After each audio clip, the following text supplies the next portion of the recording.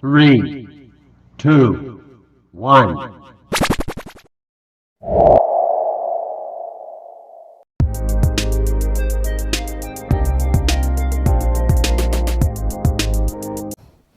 Assalamualaikum warahmatullahi wabarakatuh. Halo anak-anak hebat dan teman sastra yang lainnya.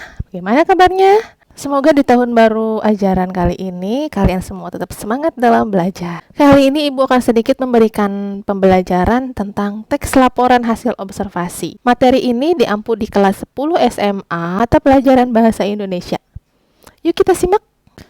Oke teman-teman semua, mari kita fokus pada layar di sebelah sini ya.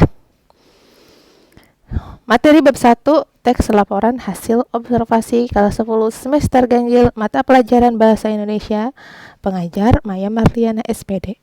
Kita mulai saja yuk.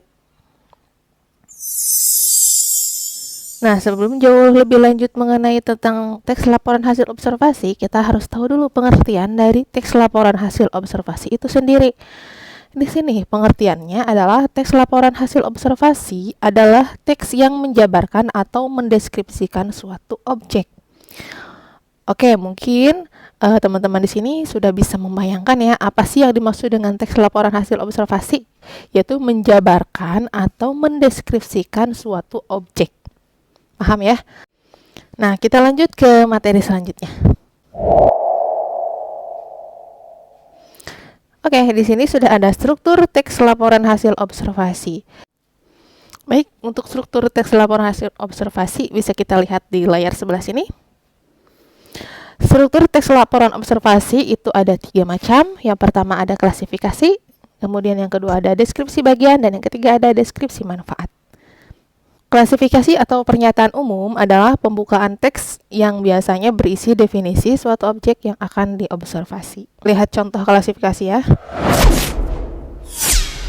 Nah, ini contoh dari pernyataan umum tentang pohon pisang. Ibaratnya objek yang akan kita observasi itu adalah pohon pisang. Maka sebelum kita melaporkan hasil observasi tentang pohon pisang itu, kita harus mendefinisikan terlebih dahulu apa itu pohon pisang. Mari kita simak. Pohon pisang atau Musa paradisiaca merupakan tumbuhan berbentuk terna raksasa dengan batang semu yang permukaannya terlihat pelepah daun. Tinggi pohon ini sanggup mencapai 3 meter. Oke, ini adalah klasifikasi atau pernyataan umum dari pohon pisang. Kita lihat dan kembali ke struktur lagi. Struktur nomor 2 yaitu deskripsi bagian. Deskripsi bagian yaitu berisi uraian detail bagian-bagian dalam objek yang diobservasi. Nah, deskripsi bagian ini adalah bagian-bagian dari pohon pisang. Kalau tadi kita sudah mendengarkan definisi pohon pisang itu, maka selanjutnya kita observasi lebih dalam tentang pohon pisang.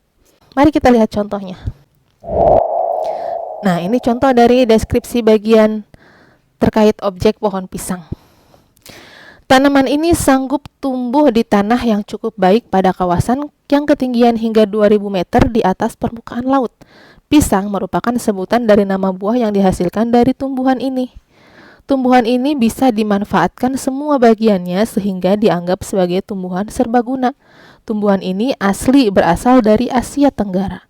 Adapun bagian-bagian dari tumbuhan ini yaitu bonggol pisang, batang pisang, daun pisang, bunga pisang, dan buah pisang.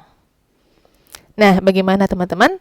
Sampai sini sudah dapat dimengertikan? Dari deskripsi bagian ini, kita bisa tahu bagian-bagian dari pohon pisang. Sementara kalau klasifikasi umum atau pernyataan umum tadi itu merupakan definisinya. Sedangkan deskripsi bagian itu adalah deskripsi bagian-bagian dari pohon pisangnya. Kita kembali ke struktur selanjutnya.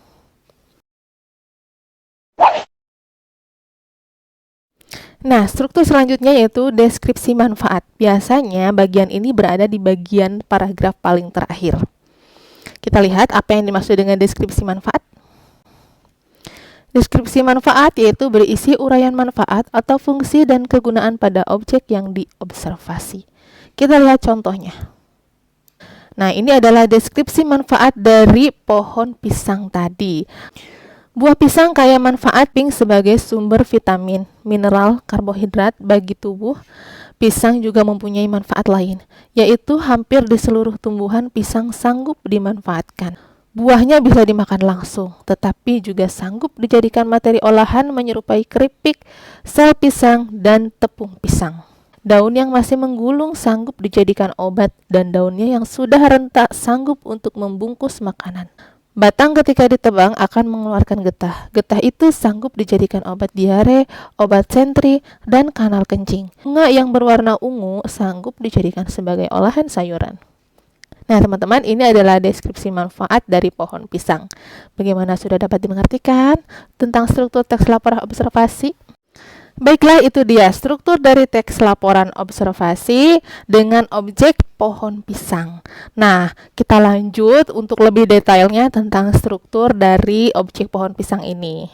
Nah, teman-teman, ini dia contoh teks laporan hasil observasi beserta strukturnya. Tadi kita sudah baca ya, ini adalah contoh dari laporan hasil observasi tentang pohon pisang. Untuk paragraf ini kira-kira strukturnya apa, teman-teman? Tadi kita sudah jelaskan. Ya, ini adalah pernyataan umum atau klasifikasi. Kemudian di paragraf kedua ini kira-kira berisi apa ya? Tadi kita sudah simak. Ya, yang di paragraf selanjutnya adalah deskripsi bagian. Kemudian yang terakhir ini, di paragraf terakhir ini apa ya, teman-teman? Strukturnya, ya, strukturnya adalah deskripsi manfaat.